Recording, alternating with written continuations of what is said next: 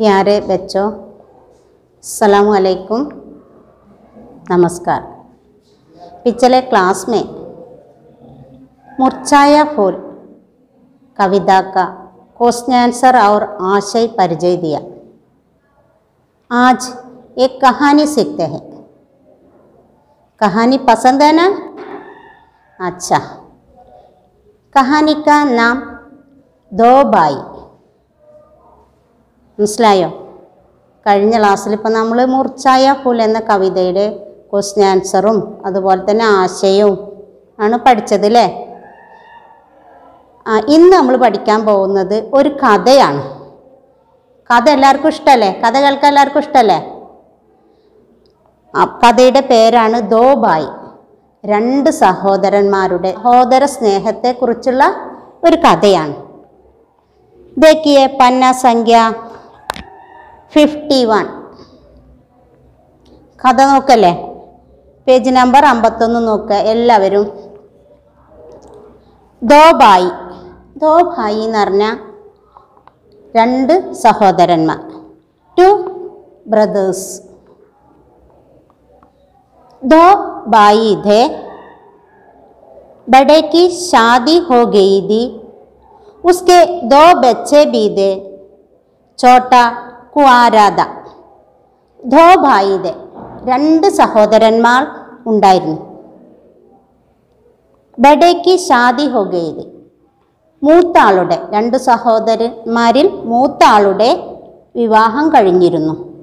ഉസ്കെ 2 ബच्चे भी थे, അദ്ദേഹത്തിന് മൂത്ത ആൾക്ക് 2 കുട്ടികളുണ്ടായിരുന്നു. ബच्चे ചിൽഡ്രൻ.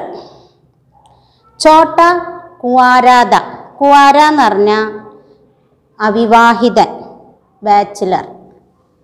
ചെറിയ സഹോദരൻ അവിവാഹിതനായിരുന്നു. ദോനോ ഭായി സജ കേത്തി കർത്തേത്, രണ്ട് സഹോദരന്മാരും ഒരുമിച്ചായിരുന്നു കൃഷി നടത്തിയിരുന്നത്. കൃഷിപ്പണിയായിരുന്നു അവരുടെ ജോലി. രണ്ടുപേരും ഒരുമിച്ചാണ് കൃഷി ചെയ്ത് ജീവിച്ചിരുന്നത്.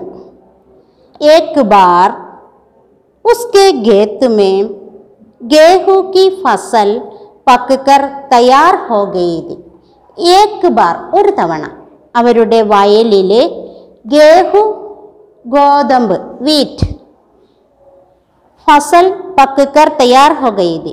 ഗേഹൂ കി ഫസൽ, ഗോതമ്പിൻ്റെ വിളവെടുപ്പ പാകത്തിന് തയ്യാറായി ഇരുന്നു. അതായത് കൊയ്യാൻ പാകത്തിനായിരുന്നു അവരുടെ വിളവ്. ദോനോ മിൽക്കർ ഫസൽ കാട്ടി, രണ്ടുപേരും ചേർന്ന് ആ വിളവ്, ഫസൽ എന്ന് പറഞ്ഞാൽ ക്രോപ്സ്, കാട്ടി കൊയ്തെടുത്തു. ഔർ ഗേഹു തയ്യാറാക്കിയ, ഗോതമ്പ് തയ്യാറാക്കി. വിളവ് കൊയ്തെടുത്ത് ഗോതമ്പ് തയ്യാറാക്കി. അപ്പം എന്താണ് പറഞ്ഞത് പാരഗ്രാഫിൽ? 2 സഹോദരന്മാരുണ്ടായിരുന്നു. മൂത്താള് വിവാഹം കഴിച്ചിരുന്നു, രണ്ടാമത്തെ ആൾ അവിവാഹിതനായിരുന്നു. രണ്ടുപേരും ഒരുമിച്ചായിരുന്നു കൃഷി ചെയ്തിരുന്നത്. എന്ത് കൃഷിയാണ് അവർ ചെയ്തിരുന്നത്? ഗോതമ്പ് അല്ലേ? ഗോതമ്പ് കൃഷി ചെയ്തിട്ടാണ് അവർ ജീവിച്ചിരുന്നത്. അങ്ങനെ അവരുടെ ഒരു പ്രാവശ്യം അവരുടെ വയലിൽ ഗോതമ്പൊക്കെ തയ്യാറായി നിൽക്കുകയാണ്, അതായത് കൊയ്യാനായിട്ട് നിൽക്കുകയാണ്. അങ്ങനെ രണ്ടുപേരും ചേർന്ന് ആ ഗോതമ്പ് കൊയ്തെടുത്തു. അടുത്തത് നോക്ക്. ഉസ്കെ ബാദ് ദോനോനെ ആധാ ആധാ ഗേഹു ബാണ്ട് ലിയ. ഉസ്കെ ബാദ് കൊയ്തെടുത്തതിന് ശേഷം ദോനോനെ രണ്ടുപേരും ആധാ ആധാ ഗേഹു ബാണ്ട് ലിയ, രണ്ടുപേരും ഹാഫ് അതായത് ഹാഫാക്കി പകുത്തെടുത്തു. പകുതി രണ്ടുപേരും പകുത്തെടുത്തു. इसलिए अब गेहूं टोकर घर ले जाना बचा था. ഇനി ഗോതമ്പൊക്കെ കൊയ്തു, രണ്ടുപേരും പകുതി വീതിച്ചെടുത്തു. ഇനി അത് എന്ത് ചെയ്യണം? अब गेहूं टोकर घर ले जाना बचा था. ഇനി അത് എന്ത് ചെയ്യണം? വീട്ടിലേക്ക് കൊണ്ടുപോകണം.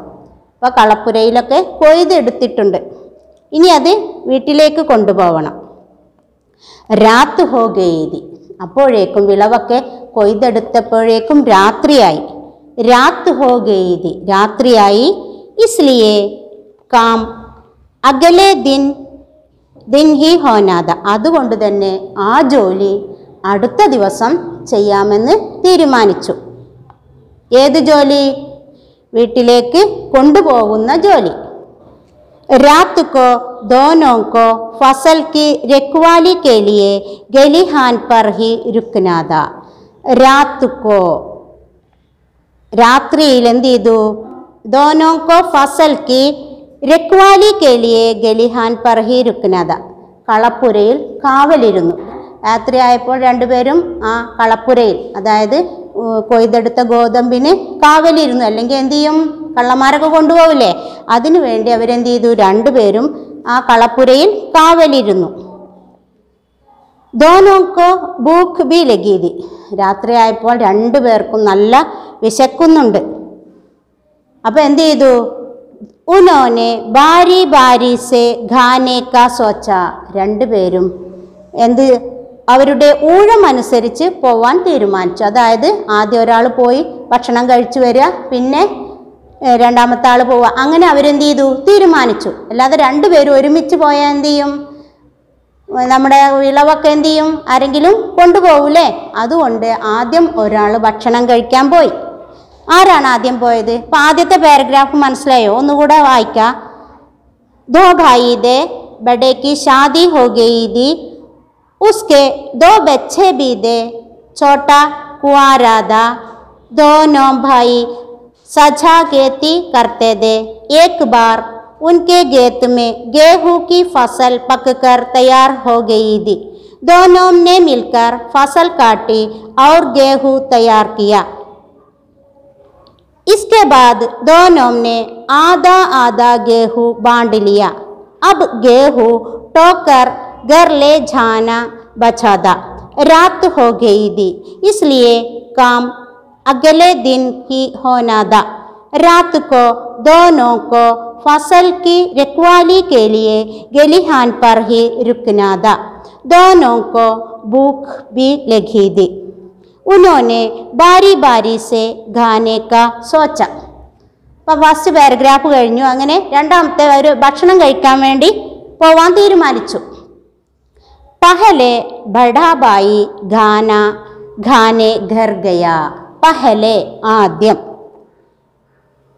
ബഡേബായി മൂത്ത സഹോദരൻ, ഖാനെ ഘർ ഗയ ഭക്ഷണം കഴിക്കാൻ വേണ്ടി വീട്ടിലേക്ക് പോയി. ഛോട്ടാബായി ഗലിഹാൻ പർ ഹി രുക്കാരഹ. ചെറിയ സഹോദരൻ എന്ത് ചെയ്തു? മൂത്ത ആള് ഭക്ഷണം കഴിക്കാൻ വേണ്ടി പോയപ്പോൾ മൂത്ത സഹോദരൻ കളപ്പുരയിൽ കാവലിരുന്നു. വഹ് സോച്ചിനെ ലഗ, ആ കളപ്പുരയിൽ കാവലിരുന്നിട്ട് അദ്ദേഹം ചിന്തിക്കുകയാണ്. ഭായിക്ക് ഷാദി ഹോ ഗയി थी, സഹോദരൻ്റെ കല്യാണം കഴിഞ്ഞിരുന്നു. ആദ്യം ആരാ ഭക്ഷണം കഴിക്കാൻ പോയത്? മൂത്ത സഹോദരനല്ലേ. അപ്പം എന്താണ്? ഇളയ സഹോദരൻ ചിന്തിക്കുകയാണ്. ഭായിക്ക് ഷാദി ഹോ ഗയി थी, സഹോദരൻ്റെ വിവാഹം കഴിഞ്ഞിട്ടുണ്ട്. ഉൻക പരിവാർ ഹേ, അദ്ദേഹത്തിന് കുടുംബമുണ്ട്. इसलिए उन्हें ज़्यादा गेहूं की ज़रूरत होगी, അതുകൊണ്ട് തന്നെ അദ്ദേഹത്തിന് കൂടുതൽ ഗോതമ്പിൻ്റെ ആവശ്യമുണ്ട്.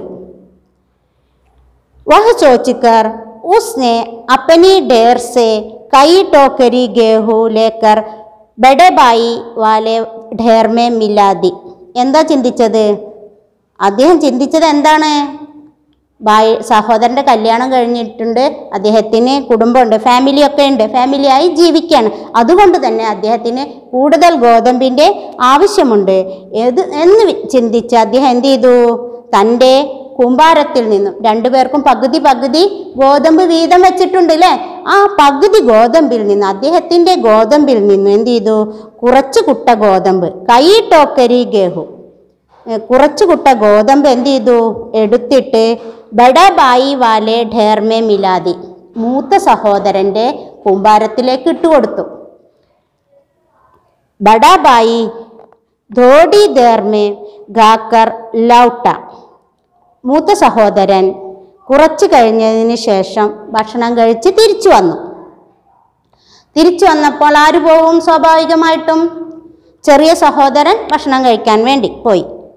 ചോട്ട ഖാന ഖാനെ ഘർ ചലാ ഗയ. ചെറിയ സഹോദരൻ ഭക്ഷണം കഴിക്കുന്നതിന് വേണ്ടി വീട്ടിലേക്ക് പോയി. ബഡാ ഭായി സോച്ചനെ ലഗ. മൂത്ത സഹോദരൻ ചിന്തിക്കാൻ തുടങ്ങി. അപ്പം മൂത്ത സഹോദരനാണ് കളപ്പുരയിൽ ഇരിക്കുന്നതിലെ കാവലിരിക്കുന്നത്. അപ്പം മൂത്ത സഹോദരൻ ചിന്തിക്കാൻ തുടങ്ങി. മേരാത്തോ പരിവാർ ഹെ, എനിക്ക് കുടുംബമുണ്ട്. ബച്ചേ ഹെ, എനിക്ക് കുട്ടികളുമുണ്ട്. വേ മേരാ ധ്യാൻ രഖ് സക്തേ ഹെ, എന്നെ ശ്രദ്ധിക്കാൻ എൻ്റെ ഭാര്യയും മക്കളൊക്കെ ഉണ്ട്.